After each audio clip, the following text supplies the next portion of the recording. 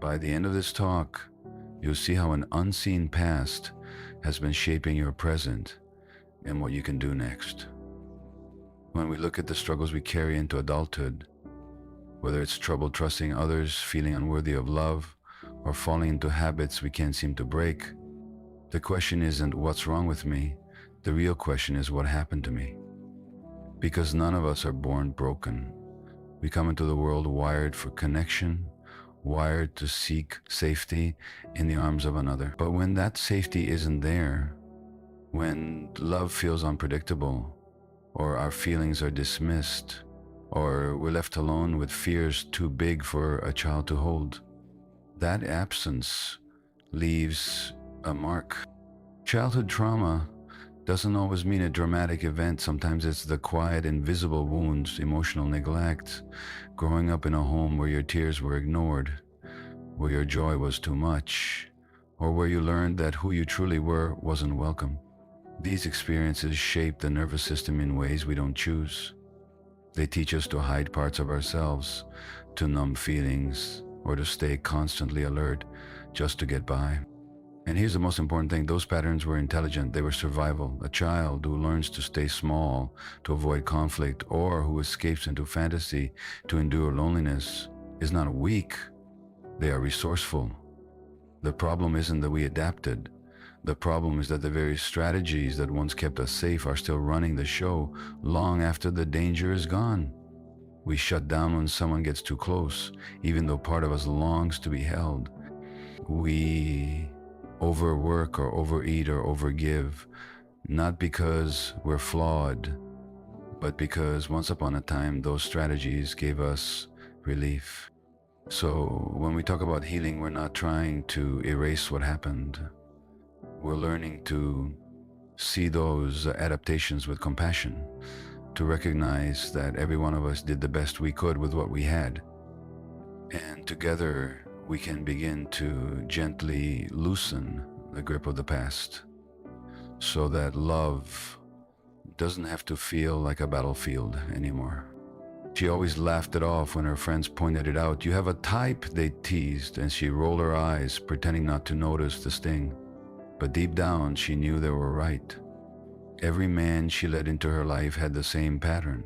Charming at first, attentive in just the right ways, but within months, distant. Calls unanswered, silences stretched too long, affection given in crumbs rather than meals. And still, she stayed. She told herself she was being patient, that love takes work, that maybe she was just too much. Hey Michael, their first date was easy. He asked about her favorite books, and when she spoke, he actually listened. He smiled at the small things like how she tapped her glass when nervous, and she felt seen. But weeks later, his warmth cooled.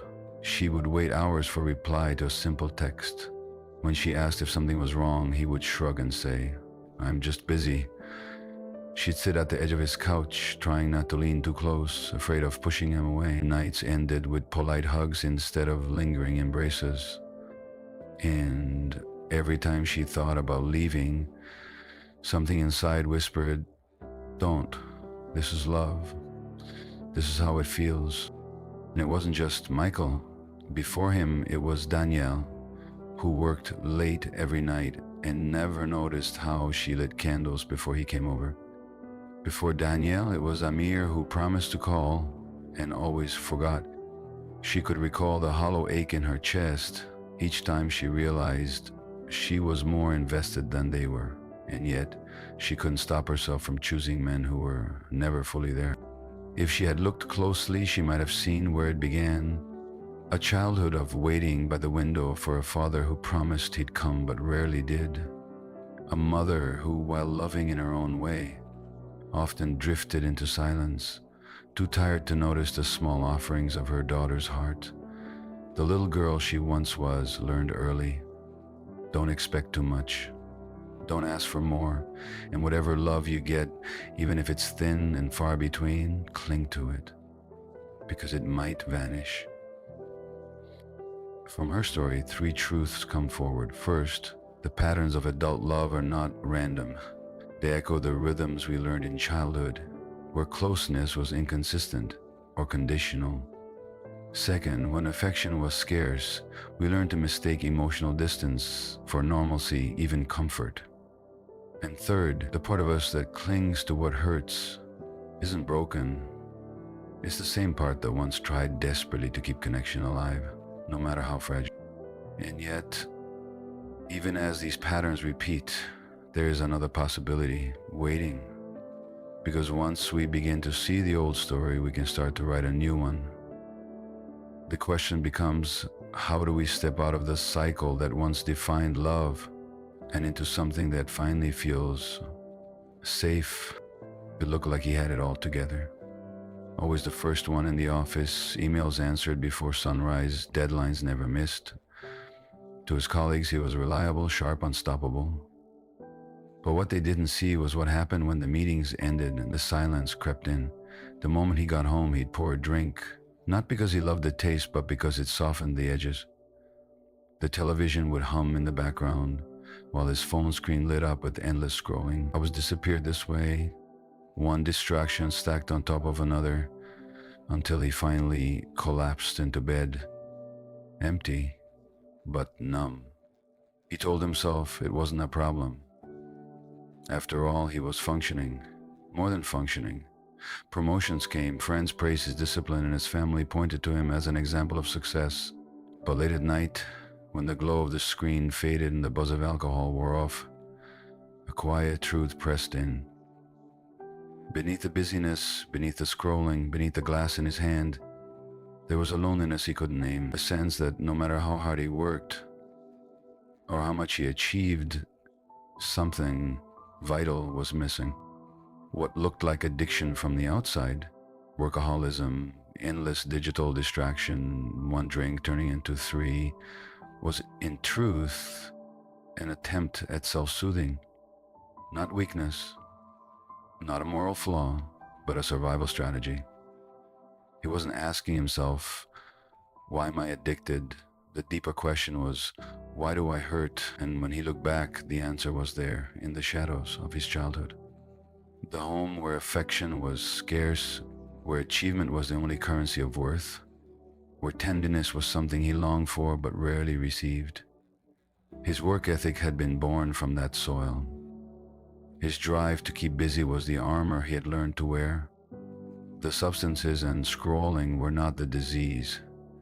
They were the bandages covering a wound that had never been allowed to heal. When we see this through the lens of compassion, the picture changes. Addiction is not about bad choices, it's about pain. Every coping mechanism, no matter how destructive it looks now, once served a purpose. It gave relief, gave distance from feelings too heavy to carry alone. And the truth is, many of us live this way, wearing success on the outside while quietly trying to anesthetize what aches within. So the question isn't whether we distract, numb, or avoid. That's human. The question is, can we begin to turn toward the hurt with gentleness instead of endlessly running from it? And if so, what might we discover about ourselves if instead of asking what's wrong with me, we ask what happened to me? I'll leave you with two questions you can carry with you. When I reach for my distraction, my phone, my work, my drink, what feeling am I trying not to face? And what would it take for me to give that part of myself the kindness it has always needed? Imagine your body like a house with a smoke alarm. Its job is to protect you, to warn you of danger. But here's the thing, if that alarm was wired during a time when there really was fire everywhere, it might keep going off even when all you're doing is toasting bread. That's what implicit memory is. It's the kind of memory you don't think about, the kind you can't even put into words, because it lives not in your storytelling mind, but in your nervous system, your muscles, your breath. The body remembers what the mind forgets. When you were small, if you felt unsafe or unseen, your body took notes. It learned, stay on guard, keep scanning, don't relax. And even now, decades later, you might find yourself snapping at someone you love, or shrinking in a meeting, or feeling your chest tighten for no clear reason. That isn't you overreacting, it's the smoke alarm still doing its best to protect you from a danger that isn't actually here anymore. Think about a simple example. Maybe your partner comes home late without texting. Instantly, your stomach knots, your heart races, your thoughts spin. Do they still care? Am I about to be abandoned? On the surface, it's just a late train or a missed message, but for the nervous system, it can light up like an old fire. If, as a child, you were often left waiting, often unsure if someone would come back, your body remembers. It's not irrational, it makes perfect sense. And here's the hopeful part. Just as the alarm can be retrained, so can we. Our bodies are not frozen in time. With awareness and gentleness, we can begin to show our nervous systems that the danger has passed, that it's safe to soften again. The old memories may live in our cells, but so can new ones. Memories of safety, of connection, of love that stays. The very first step is awareness. Not fixing, not forcing, just noticing. You can start with a simple journal. Each day, write down moments that stirred something in you. What happened, who you were with, and how you felt in your body. Over time, patterns begin to emerge. You may see that certain situations, voices, or silences light up the same old wound. Awareness is powerful because it turns the invisible into something you can finally see. When those patterns show up, try asking yourself gentle questions instead of judgmental ones. What am I feeling right now? Where might this feeling come from? What did I need then, and what do I need now? This kind of compassionate inquiry shifts the focus from self-blame to understanding, and when we understand, we soften. In the moment of a trigger, give your body a pause. One easy practice is to place your feet on the ground. Take one slow breath and let your eyes land on 3 things around you. This grounds the nervous system, reminding it that you are here, not back in the past. Even 30 seconds of this can begin to change the tone inside. Boundaries can feel daunting, but start small. Choose one boundary to practice this week. Maybe saying, "I'll call you back later," instead of picking up when you're drained.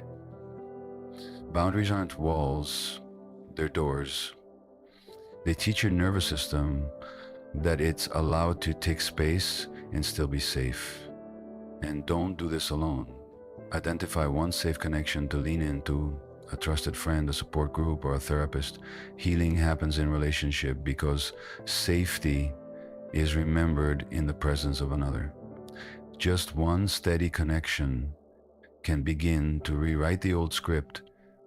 Each of these steps matters because they give you new experiences of safety, clarity, and choice. Exactly what was missing when the wound first formed. And one gentle reminder, these steps can be powerful. But if you find yourself overwhelmed, please reach out for professional support. You don't have to carry this work by yourself. Both stories, the woman who kept reaching for distant partners and the man who numbed himself with busyness and screens, come from the same soil, early roots that grew in rocky ground. And yet, even roots that crack under pressure can still carry water, can still draw in light. Healing is like that light slowly finding its way through the cracks, reminding us that brokenness is not the end of the story. With tools like awareness, compassionate questions, grounding breaths, boundaries, and safe connections, we begin to let that light travel upward. Change doesn't arrive overnight, it comes in slow, steady ripples. Safety always comes first, and every small win, a pause before reacting, one honest boundary, one moment of softening, is proof that the old story is not the only story. If all of this feels heavy, let me offer you some relief. You don't need to fix everything at once. You don't need to heal the whole past by tomorrow. Healing happens in small human steps. So here's your invitation for this week. Choose just one moment each day to pause before reacting. Put your feet on the floor, take one slow breath, and ask yourself, what am I really needing right now?